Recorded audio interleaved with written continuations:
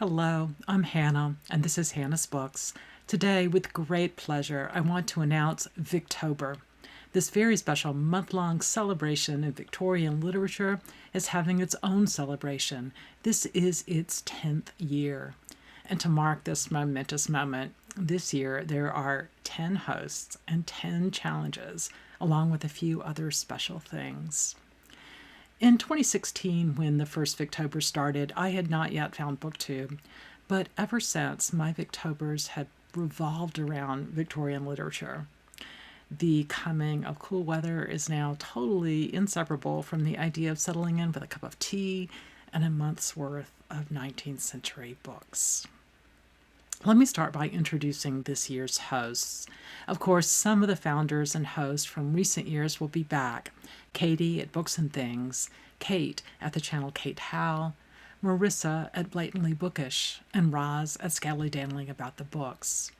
And new to hosting, but perhaps recognizable as people long dedicated to Victober, are Elizabeth at A Literary Princess, Catherine at Taking Tea with Catherine, Roy at Roy Reads Anything, Milena at Milena Reads, me here at Hannah's Books, and Jess, who has long had a wonderful bookstagram named Dickens and Dogs, but who has just started a YouTube channel with the same name.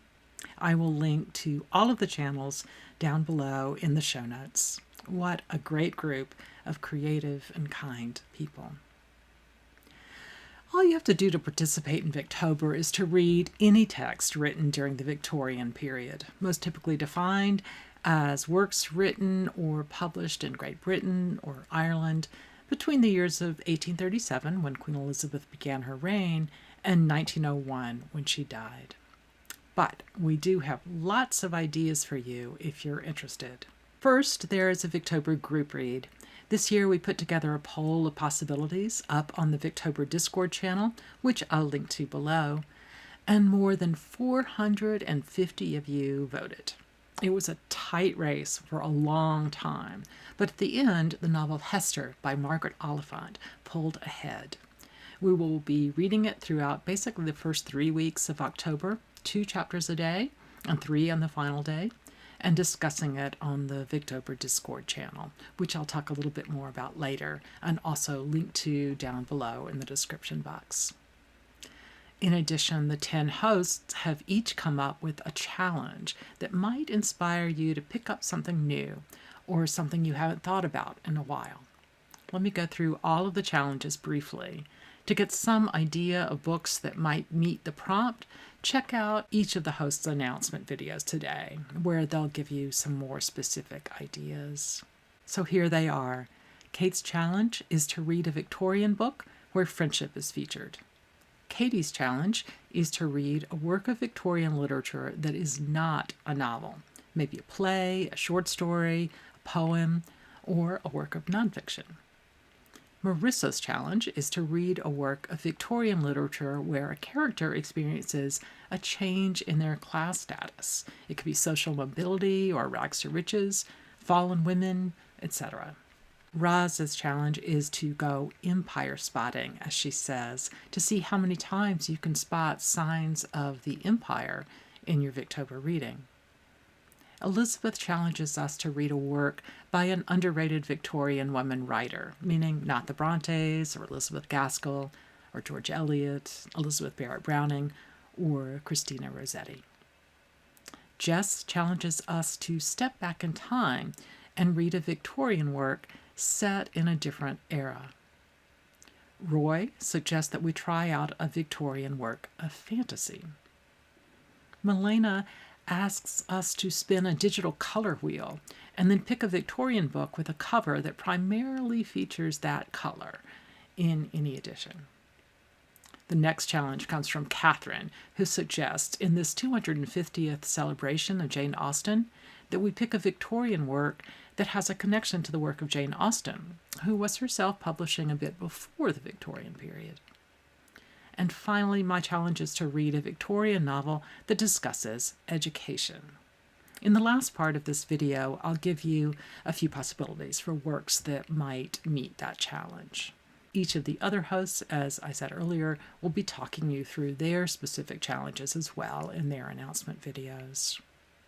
As you might notice in the various announcements today, the group read of Oliphant's Hester will fulfill quite a number of the host challenges. And double dipping, or even quadruple dipping, is completely allowed and even encouraged. In fact, someone in the Discord discussion said that the biggest challenge was really going to be trying to figure out how to meet as many challenges as possible and to read as much as we want to read.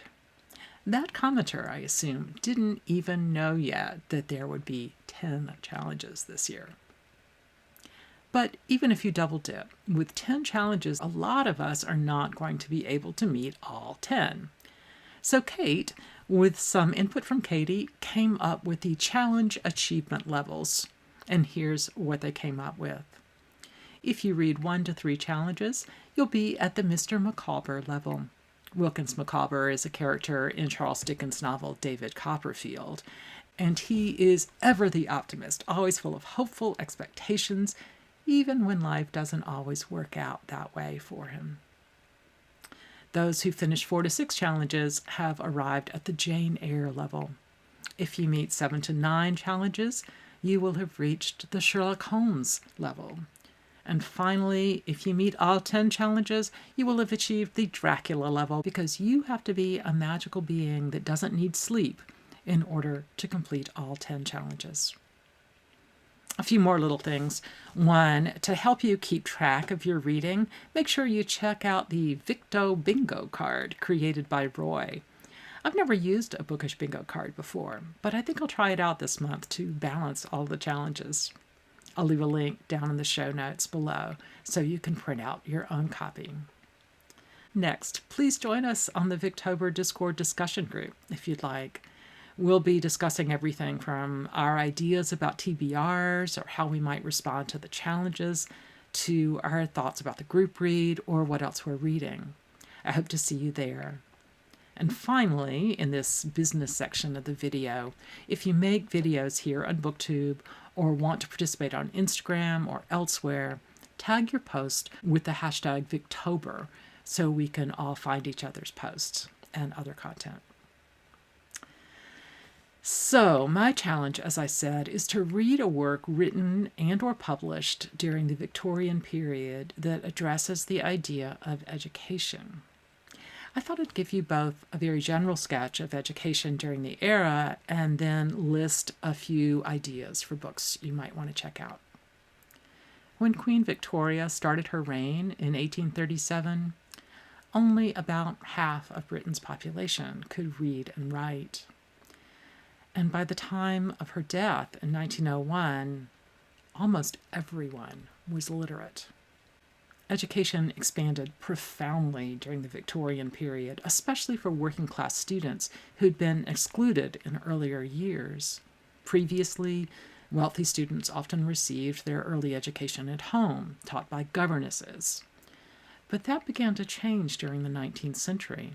Elementary schooling became almost universal, and eventually even mandatory by the end of the Victorian period.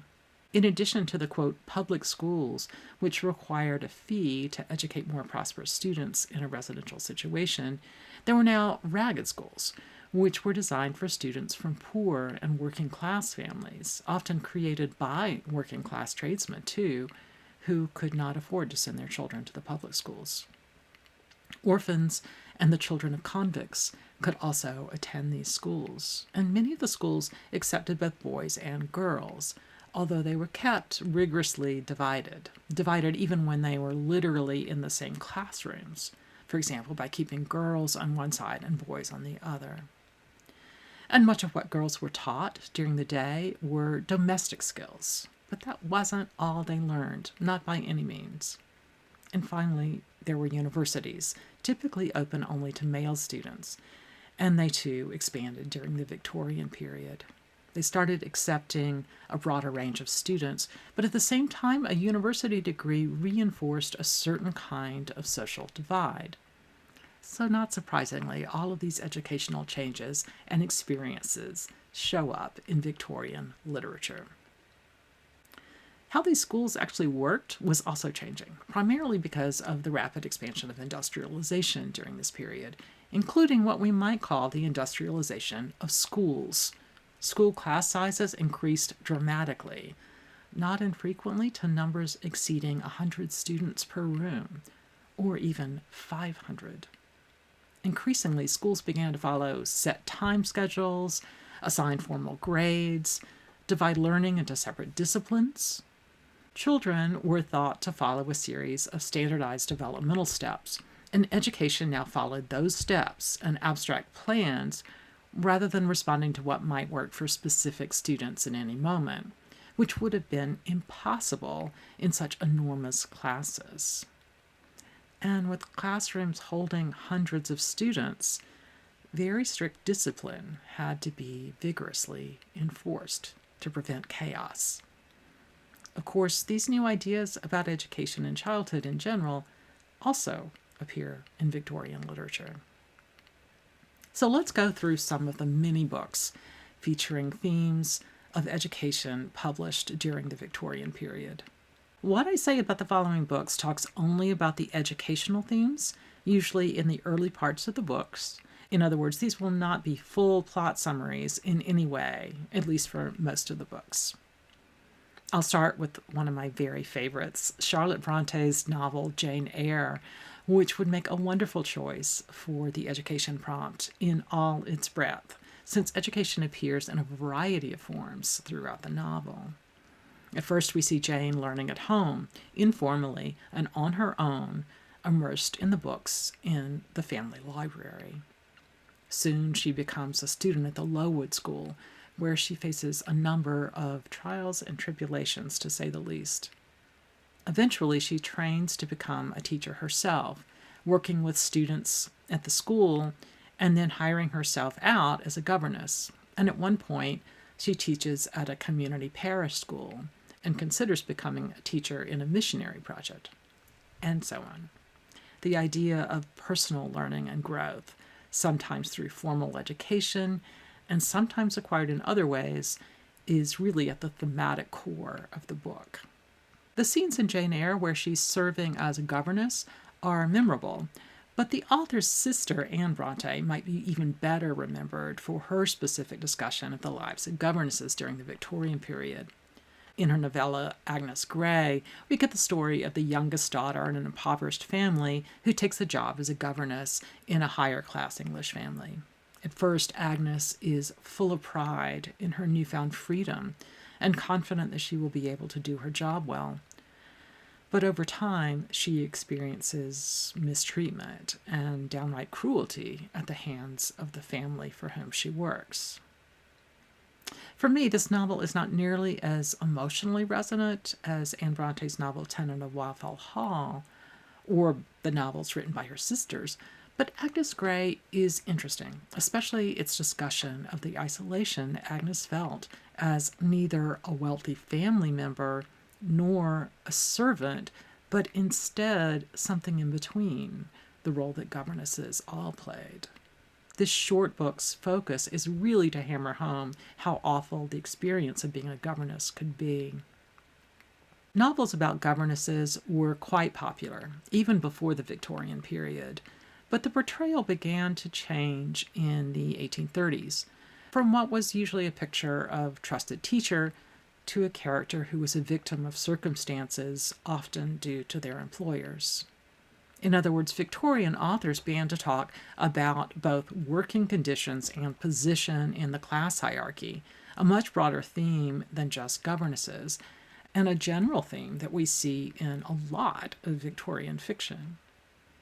If you're looking for some other relatively similar works about governesses, you might check out Dinah Mulock-Craik's Bread Upon the Waters, A Governess's Life, or Anna Maria Hall's Stories of the Governess, or Irene Clifton's The Little Governesses.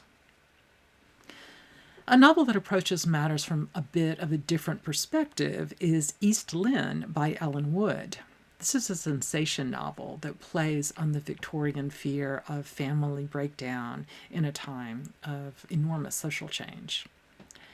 I'm not going to go into any details here, other than to say that the issue of governesses is a pretty exciting part of the plot, especially in the second half of the novel.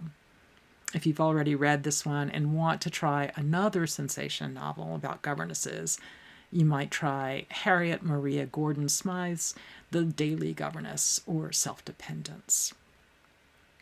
Another of Charlotte Bronte's books, Villette, also revolves around education, but not primarily around governesses. Here we have the young woman Lucy Snow leaving her home in England and then hired to teach English to French-speaking students in a boarding school in Belgium. She eventually becomes the headmistress of her own day school. I won't go into the key plotline or major themes of the novel, but while Villette is not nearly as popular as Jane Eyre, both Virginia Woolf and George Eliot thought Villette was Charlotte Bronte's greatest work. One could make an argument here, I think, that Bronte really lays the groundwork for Woolf's novels by exploring Lucy's consciousness in such a profound way. Speaking of George Eliot, the novel The Mill and the Floss could also meet this challenge. This is a story about two siblings with a close but complex relationship. Maggie feels an enormous desire for serious intellectual pursuits, but it's her brother Tom who is offered an education, despite his relatively cool attitude towards intellectualism. She tries to learn all she can, secondhand, essentially, pushing her brother and his friends to share what they've learned in school. Eventually, due to family hardship, Tom has to leave the school that has not prepared him to support himself, and he instead enters business. Meanwhile, Maggie becomes more and more isolated at home. She eventually finds ways to escape that small life, to immerse herself in moments of a free and passionate life that she's searching for. But the choices she makes don't always further the goals she has for her life. Over and over, we see Maggie's talents and her desires for a larger life not only stay unrecognized, but actively get thwarted by the world around her. If you're interested in reading a piece of nonfiction about this question of changing educational opportunities for women during the era, you might check out Household Education by Harriet Martineau. While she believed that women were naturally designed to be wives and mothers and caretakers of the home, she also believed that education of young women should not be teaching women to be subservient, but instead teaching them to be rational and free for the sake of the happiness of the whole family. While her definition of feminism is perhaps outdated, her ideas about a play-based education for young people based on questions and conversations with parents and their children or teachers and their students is still really quite relevant. For those of you who might want to read more about a boy's experience of education, let me mention a few choices, starting with the work of Charles Dickens. Dickens wrote a lot about education in his books, and I'm only going to refer very briefly to a few of them. First, how about Hard Times by Charles Dickens? Here the author has a larger plot, but a fairly significant storyline is how the community's very utilitarian teacher believes that education should be only the memorizing of facts. At some point, a new student comes in who isn't well educated, but who shows great curiosity and imagination. The outcome that Dickens paints is that the students who learn facts grow into people who are not only cold and unhappy, but sometimes cruel, where the student who is imaginative grows into a woman who's both happy and compassionate, empathetic to the needs of others. Fundamentally, Dickens seems to be arguing that this kind of education for the working class basically served to keep poor people in roles of subservience. Instead, he believes that all students need a more balanced education, with facts, but also with the cultivation of imagination, that can teach people to think for themselves. We see this elsewhere. In Dickens' Our Mutual Friend, we meet a highly trained schoolmaster, trained more or less with similar ideas to those discussed in Hard Times. The teacher's commitment to higher learning affords him opportunities but also stunts his compassion. In Nicholas Nickleby, we get the beautifully named Wackford Squeers, who runs a school for Yorkshire boys living in poverty. A man who is not only overly utilitarian, but really sadistic, determined to beat down his students.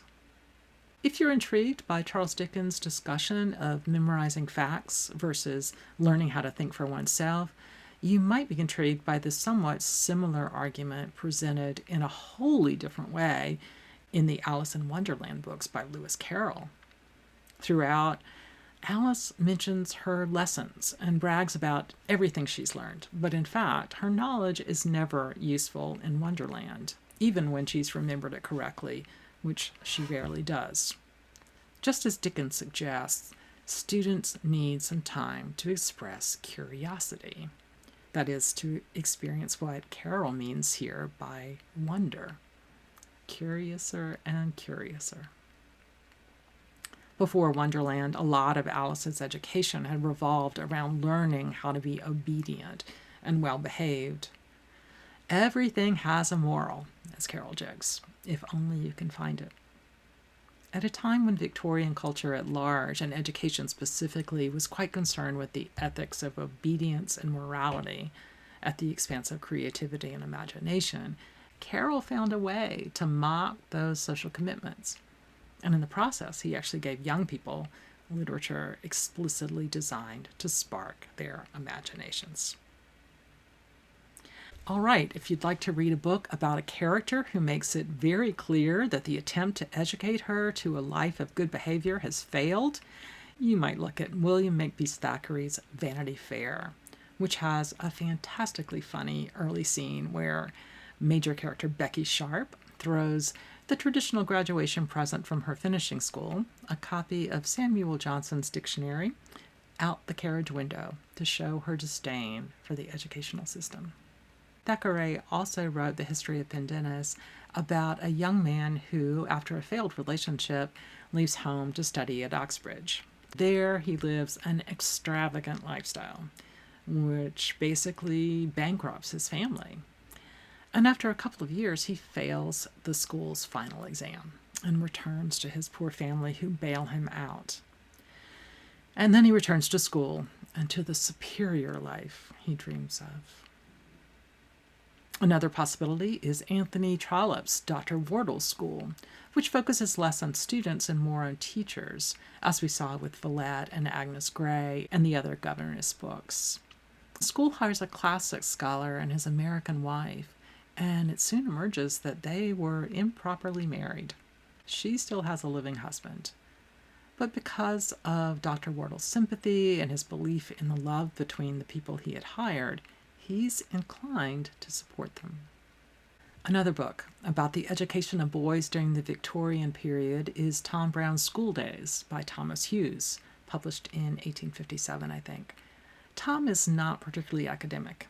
Instead, he's athletic and very much part of the often aggressive culture of boys.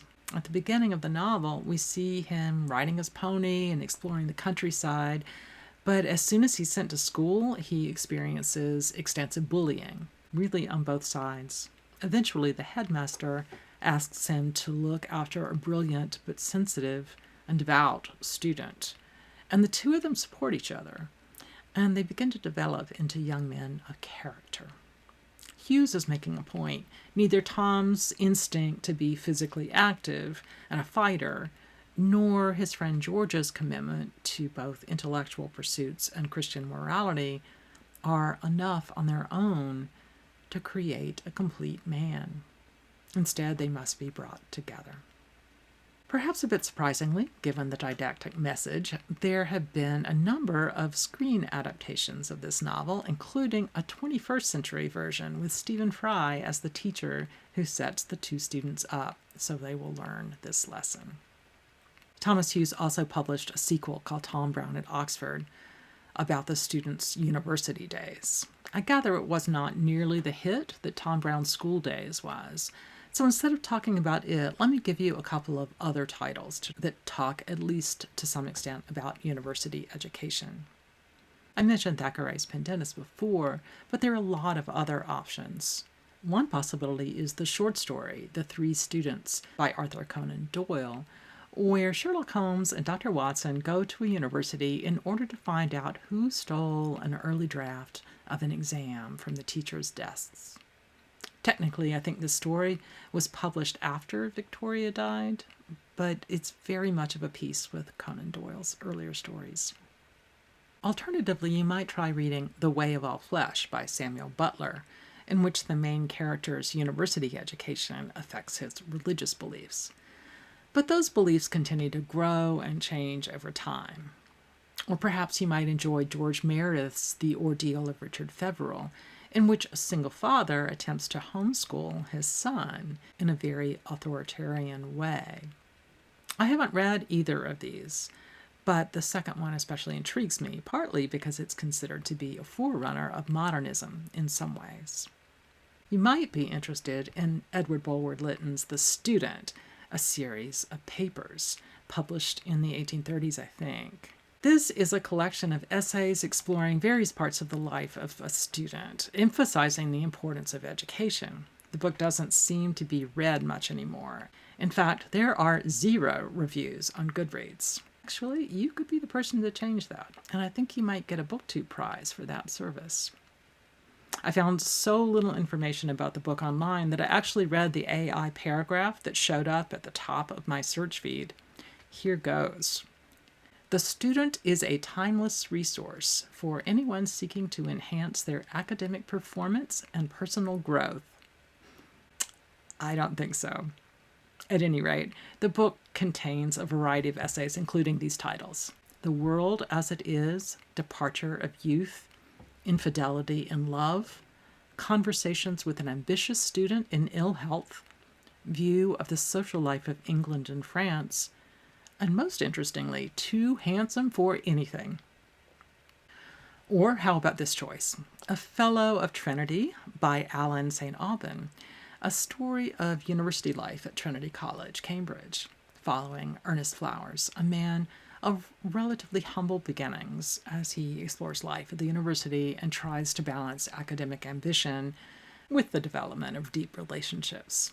I know basically nothing about this book, but it's only one of many novels by St. Aubin about colleges at Cambridge. This is another book that has 0 reviews on Goodreads. What I find most fascinating is that Alan St. Aubin was a pen name.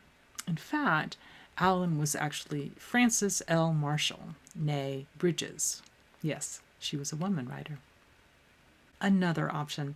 How about L.T. Mead's novel A Sweet Girl Graduate, published in 1891, which doesn't seem to be nearly as cloying as that title implies.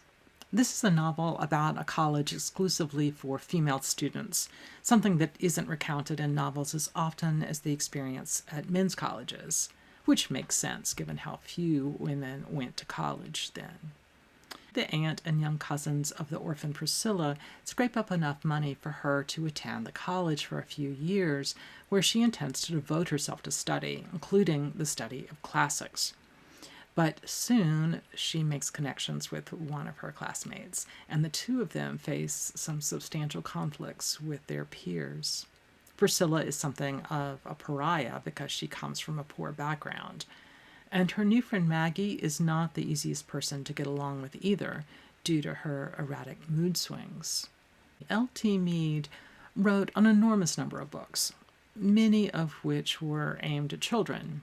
And while this particular novel isn't completely aimed at children, it does use a writing style that makes it extremely accessible. Let's go back to some fiction that is much better known. Thomas Hardy's 1895 novel, Jude the Obscure, is about the experiences of a young working-class man who wants to find a way to become a scholar, that is, to receive a university education. This novel is about more than just his school days, but schooling is definitely central. Jude's schoolteacher persuades the woman he falls in love with to become a teacher, and her trajectory is quite important in the novel as well. I'll be honest, this is a beautiful but pretty intense novel.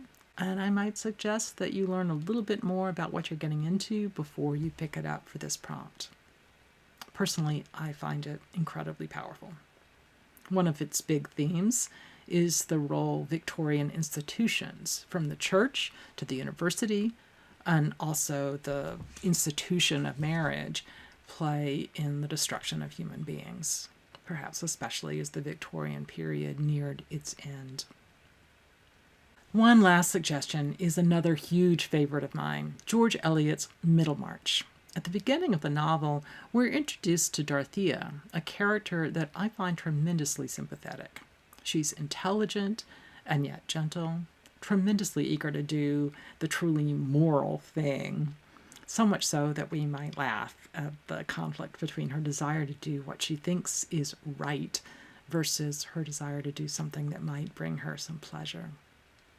She, as a woman, has not received the level of education that would allow her to produce truly important intellectual work, but she believes in the importance of such work so much that she chooses to give up her life in service to someone she thinks can do that work, a man she marries. In other words, she finds a way to stay within general societal expectations for women while also thinking she's working on a great intellectual pursuit, something she at least hopes will bring her personal meaning and fulfillment.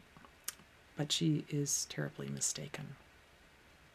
That part of the plot line is set up at the very early part of the novel, but throughout the entire tome, education, and especially the pursuit of intellectual projects outside of school, continues to be a major theme for both the female and the male characters. If you have room on your Victober dance card for a chunkster like this, especially if you haven't read it yet, I highly recommend Middlemarch.